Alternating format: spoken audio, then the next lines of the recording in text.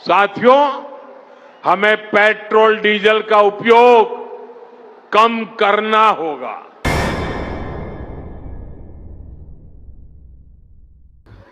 खुलुमबाय रायजोफोर, गिबिसिन थारफि थांखिब्ल यूट्यूब चेनेलनिफ्राय रायजो राजा बयनिसिमबो दिनैनि बेलासि समनि गोजोननाय जासिहरग्रोनाय जाबाय। रायजोफोर, जों दिनैहाय बाथ्रा सावरायलायगोन। गिबिसिन थारावहाय मन्त्रि चरण बर' सारनि सायावहाय फंनैसो बाथ्रा सावरायलायगोन। नैथियावहाय भारतनि प्राइम मिनिस्टार नरेंद्र मोदी सारा मा बुंदों नोंथांमोना खोनासंनानै लाब्लानो जाबाय। थामथियावहाय यानिखि जोबनायावहाय तामिलनाडुनि गोदान सीएम विजय थालापाती, जायखौ जोसेफ विजय थालापाती होननानै मिथियो, बिथाङा मा फोरमायदों बेखौबो जोङो एसे खोनासंनानै लागोन। अब्ला रायजो राजा नोंथांमोना गिबिसिन थारावनो चरण बर' सारनि बुंनायखौहाय एसे खोनासंनानै लाब्लानो जाबाय। आं मुस्रि चरण बर' अबं गसाइनि मुङाव समायखिरा लानानै बुङोदि आङो आयेन खान्थिजों सुजुजानाय भारत संबिजितखौ सैथोयै फोथायगोन आरो गनायगोन। आं भारतनि सार्वभौमत्व आरो खौसेथिखौ रैखा खालामगोन। आं आसाम रायजोनि सासे मन्त्रि महरै फोथायनाय आरो गोगो गोसोयै आंनि मावनो गोनां हाबाफोरखौ गिनाय एबा सोरखौबा अननाय, मोजां मोननाय एबा गिज्रा गोसो लायालासिनो संबिजित आरो खान्थि बायदियै गासैबो थाखोनि सुबुंनि फारसे गाहाम बिसायगोन। आं चरण बर' अबं गसाइनि मुङाव समायखिरा लानानै बुङोदि आसाम रायजोनि सासे मन्त्रि महरै बिबान मावफुंनायाव आंनो मन्त्रि महरै दैथायहरनाय एबा मिथिहोनाय बाथ्राखौ जायखिजाया सुबुं एबा सुबुंफोरनो थोंजोङै एबा खेंसालियै फोरमायनाय एबा मिथिहोनाय नङा। आसामनि बीजेपी पार्टीनिफ्राय एनडीए सरकार हिसाबै दिनैहाय जोबथा गुवाहाटी खानाफारियावहाय समाय लाबाय।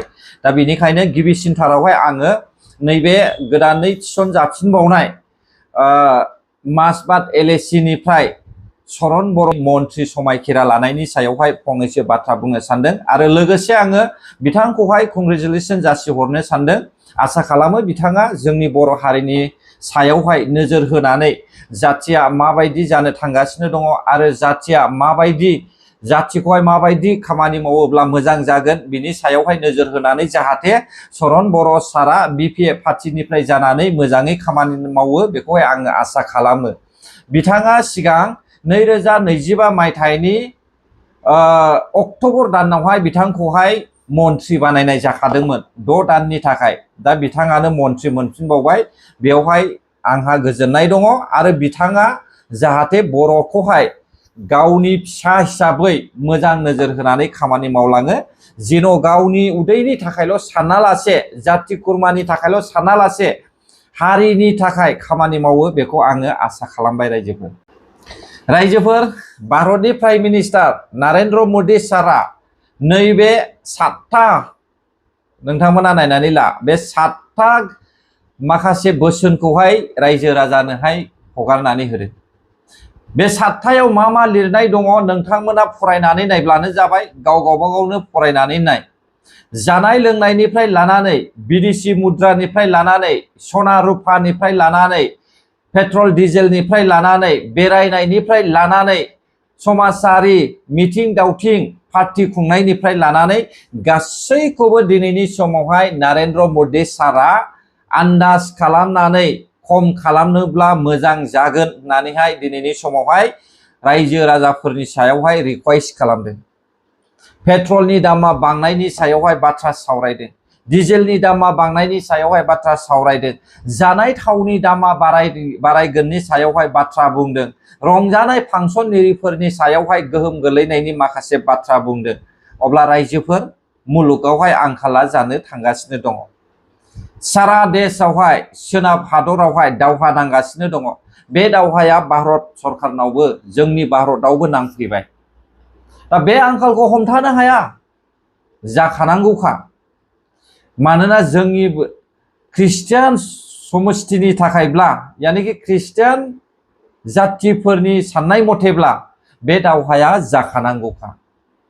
आरो बेखौ हमथानो हाया बेखौहाय मा होनो माब्लाबाबो रावबो फोजोबनो हानाय नङा आरो बेथ' जागायजेनदोंसो नाथाय बेनिफ्राय बांसिन दावहाया जानो थांगासिनो दङ नेनानै थाब्लानो जाबाय आरोबाव नोंथांमोना जायफ्रा 666 नि मिनिंखौ मिथियो नोंथांमोना हयथ' बेफोरखौहाय साननानै दंखायो बेयो जाखानांगौखा होननानै अब्ला रायजो राजा नोंथांमोन दिनै जेरैबायदि भारतनि प्राइम मिनिस्टारा जोंखौहाय बोसोन होदों बेबायदिनो आरोबाव जोंनि जायगायावहाय जोंनि भारतआवल' नङा सारा पृथिबियावहाय आरोबाव जानो थांगासिनो दङ नेनानै था रायजोफोर अब्ला रायजोफोर जोबनायाव तामिलनाडुनि जसेफ विजय थालापाथिया मा बुंदों नोंथांमोना बिनि सायावबो एसे खोनासंनानै ला बिथाङा film एक्टरमोन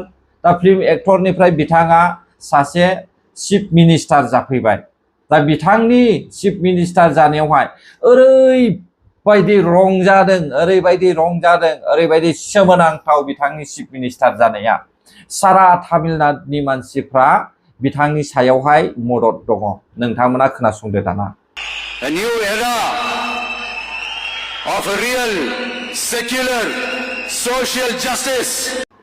actor Joseph Vijay Thalapathy गोदानै थिसनजाबाय चिफ मिनिस्टार बिथाङा समायखिरा लानायजों लोगोसे माखासे निउ इरा दिहुननानै होबाय बेयो मा जाखो नोंथांमोनाथ' हयथ' खोनाखाबाय नाथाय आङो मोनसे ओरैबायदि बाख्नायजाथाव बिथांनि सायावहाय आङो गोजोननाय जासिहरो जाय खामानिया जाफेराखै बे खामानिखौ बिथाङा दिनै मावनो थांगासिनो दङ फिल्मावहाय जेरैहाय बिथाङा सावथुनाव जेरैबायदि खामानि मावो बेबायदिनो मोगथाङावबो मावनो थांगासिनो दङ रायजोफोर सारा तामिलनाडुनि थाखाय कारेन्टआ फ्रि 200 इउनिट कारेन्टआ फ्रि जायफ्रा 200 इउनिटनि बारा सावगोन बियो दाजाबदेरजागोन नाथाय जायफ्रा 200 इउनिटसिमल' बाहायो बियो थाइसेबो थाखा होनांनाय नङा जेरै दायो सोलिगासिनो दङ कर्नाटकाया जेब्लासिमनिफ्राय कंग्रेसआ सरखार